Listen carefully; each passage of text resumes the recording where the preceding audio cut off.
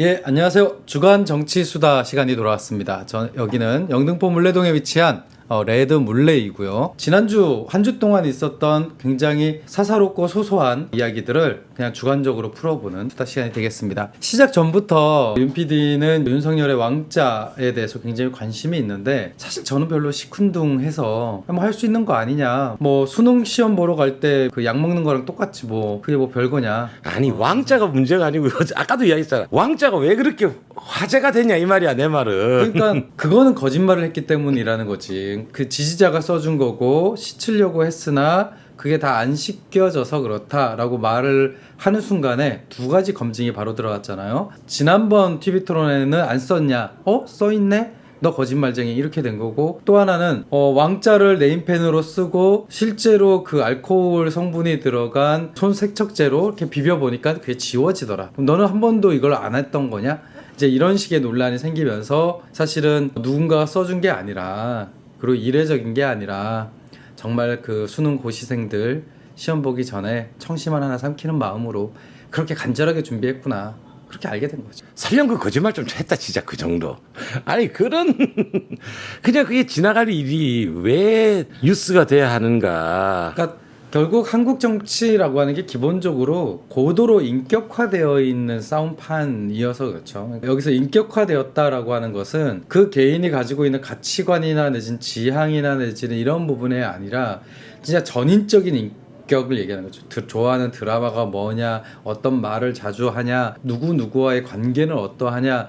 그러다 보니까 사실은 손바닥에 왕자 하나만으로도 이런 구설수에 이제 오르게 되는 어처구니 없는. 사실은 윤석열의 왕자보다 더 충격적인 거는 그 화천대유 사건 때문에 그 이재명 후보한테 비리나 내지 이런 것들이 밝혀지면 그냥 후보 사퇴를 할 거냐라고 했더니 이재명이 뭐 한전 직원이 뇌물을 받으면 대통령이 사퇴하냐 뭐 이런 비유를 들었는데, 사실은 이런 태도 자체가 사실 이제 더 크게 논란이 돼야 되는 부분인 것 같아요. 책임을 지어라 라고 하는 것이 사퇴론으로 비화되는 것은 당연한 거고, 중요한 거는 사퇴를 하지 않겠다라고 말을 하면서도 사실은 책임을 질 수 있는 방법들이 존재하거든. 그런 문제들이 다시 생기지 않도록 반성하고 있고 방안을 찾을 것이다 라고 하는, 오히려 내가 그걸 경험했기 때문에 그 문제를 더 잘 해결할 수 있다 라든지, 사실은 사과를 할 부분은 사과를 하고 다른 방식으로 사퇴 외의 해법을 찾을 수 있는데, 대놓고 한전 직원이 횡령하면 비리를 저지르면 대통령이 사퇴하냐 이렇게 해버리면 나는 인정하지 않겠다는 뜻이 되는 거거든. 그러니까 내 잘못이 아닌데 내가 왜 사퇴해? 이렇게 돼버리면 그건 그야말로 박근혜 논리지. 왜냐면 박근혜가 퇴진한 게 정말 대통령직 자체인가? 아니지. 뭐 최순실이나 내지 그 측근의 비리 때문인 건데, 그럼 그렇게 따지면 왜 측근 비리 갖고 대통령을 탄핵시키냐라고 하는 논리가 성립되는 거 아닌가? 나는 그래서 그걸 보면서 저는 이재명 스스로의 멘트라면 굉장히 절박하게 뭔가 한계에 직면해갖고 정상적인 사고가 불가능한 상황으로 스트레스를 받고 있나? 라는 생각을 했어. 아니 나는 그런 태도는 전에 한번 이야기를 했었잖아. 사과가 곧 이 판을 떠나야 되는 그런 그렇지. 이게 그러니까 선거로서 보지 않고 1대1로 격투를 하는 방식으로 자꾸, 그치. 후보도 그렇고 사실은 지지자들도 그렇고 이 사람들이 그렇게 해석을 해버리는 상황이 오니까 그냥 이재명 입장에서 아주 자연스럽다고 난 느껴지거든. 그러니까 이제 그런 거지. 그런 구조적인 한계가 있지. 왜냐하면 한국 사회에서 대통령 선거라고 하는 것은 정말 1대1 맞짱이고 단판 경기이고, 그래서 모든 걸 거는 판이 된 건 맞는데, 그래서 소위 이제 사생 결단식으로 붙는다라고 하는 것까지는 이해를 하지만, 중요한 거는 그것은 후보의 태도인 거지. 그거를 국민들한테 알아달라고 얘기하면 안 된다고. 그러니까 어떻게 만드냐면 사퇴 자체를 그렇게 반박을 해버리면 이재명을 반대하는 입장에서는 어떻게든 사퇴를 시키고 싶은 마음이 들어. 그러니까 이제 이게 되게 기묘한 거라고.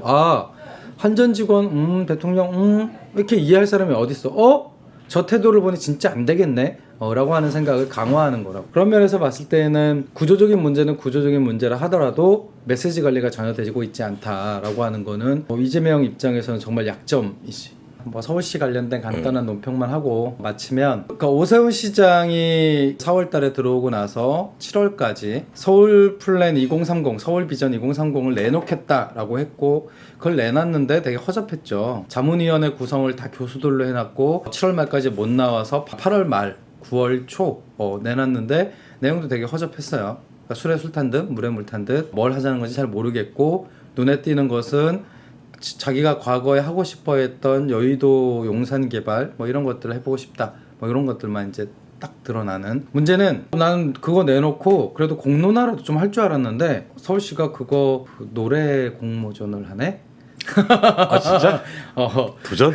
나 도전할까? 그래서 이 사람 뭐 하는 사람이지? 이라는 생각이 들었어요. 그러니까 나는 그 2030 안이 전체 안이 공개되지도 않았고, 지금 공개된 건 언론을 통해서 부분적으로 공개된 내용인데, 그럼 그거를 시민들한테 더 알려서 의견을 듣고 그럴 생각을 하는 게 아니라, 아니 그거 주제곡하고 그 다음에 뭐 이런 거를 공모한다는 걸 보고 도대체 서울시는 지금 제정신인가?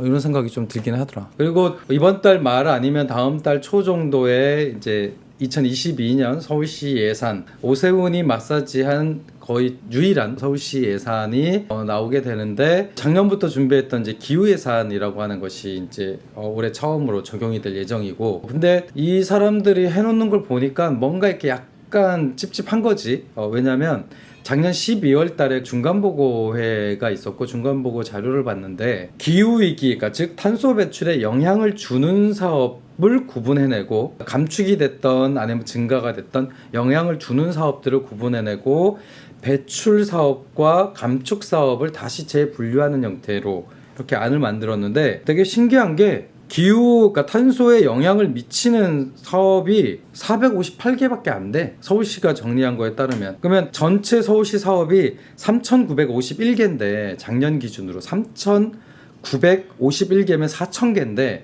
그 중에서 450개 정도만 탄소의 배출과 감축에 영향을 준다라고 계산을 한 거야. 그럼 이제 이 12% 정도밖에 안 되는 사업 가지고 다시 분류를 해서 온실가스 감축 사업과 배출 사업을 나누는데, 감축 사업이 245개, 배출 사업이 216개. 그러면 결론이 뭐냐? 서울시에서 하는 사업 중에서 탄소 배출에 직접적으로 영향을 미치는 사업들 중에 탄소 감축과 관련된 사업이 더 많다라는 결론이 나오게 되는 것이. 이 얘기는 시민들의 경험적 지식하고는 완전히 배치되는 일이 되는 거지. 누구도 서울시의 행정이나 늦은 사업을 보고 전체적으로 탄소가 감축되고 있는 경향이다라고 아무도 생각하지 않을 거거든. 근데 작년 말에 내놨던 서울시 기후예산제의 중간보고서는 이제 그런 형태를 갖고 있는 거고, 그럼 왜 이런 문제가 생기냐? 너무 많은 회색지대가 있는 거지. 그러니까 모호 혹은 중립이라고 분류한 사업이 너무 많은 거야. 그래서 이 부분 때문에 비판을 좀 들으니, 기후예산제를 도입하겠다라는 보도자료에는 감축사업, 배출사업, 혼합사업, 중립사업이라고 하는 방식으로 해서 혼합사업이라고 하는 방식으로 좀 유형을 하나를 분류를 해놓고, 짐작컨대 혼합사업의 비율이 한 80%에서 90% 가까이 되고, 감축사업과 배출사업이 이렇게 배치된 형태일 거야. 물론 이것도 문제지만 감축사업으로 내놓고 있는 것이 대부분이 지하철 건설 사업이 감축사업이지. 왜 지하철 건설 사업이 감축사업일까? 자가용 이용 덜하게 한다고? 이 서울시 기후예산제의 가장 결정적인 문제는 단위 자체의 배출 개수를 너무 신앙으로 만들어. 그러니까 이게 무슨 말이냐면, 지하철이 자가용보다 탄소 배출량이 적은 건 맞아. 근데 그건 어디까지나? 지하철을 새로 지어서 그 지하철에 기존 자가용 수요가 흡수될 때 그 효과는 나온 거야. 근데 그게 아니라 자동차 100대는 그대로 다니고 지하철 노선만 많아졌다라고 하면 이거는 전체적으로 탄소가 늘어나는 거라고. 왜냐하면 총 이동량 자체가 늘어나니까. 근데 서울시는 그렇게 접근을 하지 않아. 그러니까 이제 여기서 이제 논리적 모순이 생겨. 감축 사업 중에서 가장 규모가 크고 예산이 많은 게 교통 부분인데, 교통 부분에서 뭔가 봤더니 광역철도만 공급하고 지하철 연장이나 경전철 사업이 들어가는 거지. 완전 넌센스가 돼버려. 지금 서울에 있는 많은 사람들이 아마 나같이 차를 운영할 거야. 일상적으로 차는 주차돼 있는 거야. 아주 특별하게 출퇴근을 차로 정말 요하는 사람들을 제외하고는 나머지들은 지하철이나 이걸 지금 현재 이용하고 있다고 차가 있음에도 많은 사람들이 근데 이제 버스로 다니던 게 지하철이 들어온다는 그 이야기잖아. 그러면은 사실은 달라지는 거는 없는 거 아니야? 거의 없지. 그러니까 이제 그거를 소위 교통정책 내에서는 수요 관리 없는 대중교통 공급은 오히려 대중교통 수단 간 전환만 촉진한다라고 하는 걸로 정리가 돼 있어. 이를테면 지하철이 뚫리면 지하철로 최고 빨리 이동하는 사람들은 자전거 이용자이거나 버스 이용자라고 하는 거지. 자가용 이용자들은 오히려 자가용을 타려고 하는 유인이 더 생겨. 왜냐면 그 지상으로 다니는 것들의 교통량이 줄어들면 더 통행속도가 빨라진다라고 하는 기대가 생기니까. 그러면 이제 이건 완전히 넌센스가 되는 거지. 그리고 여기서 뭐 혼합 사업이라고 하는 게 자원 회수 시설 설치나 물 재생센터 건설 이런 것들을 다 혼합 중립으로 놨는데 이거는 완전히 말이 안 돼. 왜냐면 자원 회수 시설을 짓는 것은 절대로 탄소 배출 저감에 영향을 미치는 게 하나도 없어. 중요한 건 시설 자체가 아니라 자원을 회수하는 회수율 자체가 문제인 거고, 실제로 그걸 통해서 생산이 얼마나 줄었느냐가 더 관건이라고. 다시 쓴다라고 하는 게 핵심이 아니라 다시 쓰는 것 때문에 생산량이 줄어야 배출량이 감소했다고 볼 수 있는 거라고. 그러니까 서울시 이 작업을 했던 게 이제 서울연구원인데, 기본적으로 기후 예산이나 혹은 탄소 배출과 관련된 전 산업 체계 혹은 라이프 사이클과 관련된 이 관점이 전혀 없는 것 같아. 재사용을 계속 하더라도 생산량이 줄지 않으면 어차피 탄소 배출은 똑같다고, 변함이 없다고. 근데 그런 관점이 전혀 보이지 않는 거지. 잠시만, 그거는 우리나라 국민 대부분이 가지고 있는 마인드가 아닐까 싶은데. 그러니까 그런 부분에서 국민들이 그렇게 생각하기 때문에 한다는 것은 아니, 내 말은 할 수 있는 건 아니지. 아니, 내 말은 여기서 가장 중요한 거는 생산량의 저하야. 그리고 이 작아진 생산량으로 어떻게 우리 효율적으로 그렇지. 이용하냐의 문제인데, 그렇지. 나는 우리나라 사람들 대부분이 탄소 감축에는 동의를 해. 하지만 생산량 감축이란 부분에서 동의를 하느냐라는 거는 난 좀 의심이 있거든. 그러니까 문제는 그거지. 그 영역이 일종의 동의 영역이거나 혹은 여론의 영역이 아니라, 사실은 기후위기 대응이라고 하는 것은 설득의 영역이고 토론의 영역이라는 거지. 그러니까 그런 면에서 봤을 때는 다소 받아들이기 힘든 제안이라 하더라도 행정에서는 정확한 방향을 제시를 해야 되는 거고, 왜 이 얘기를 하냐면, 외국에서 탄소 예산이나 기후 예산을 설정을 할 때 핵심은 뭐냐면 연간 저감 목표를 바탕으로 해서 수립이 되는 거거든. 그러니까 매년 탄소를 저감할 건데, 우리 탄소를 저감할 수 있는 사업을 이렇게 재구조화를 했어.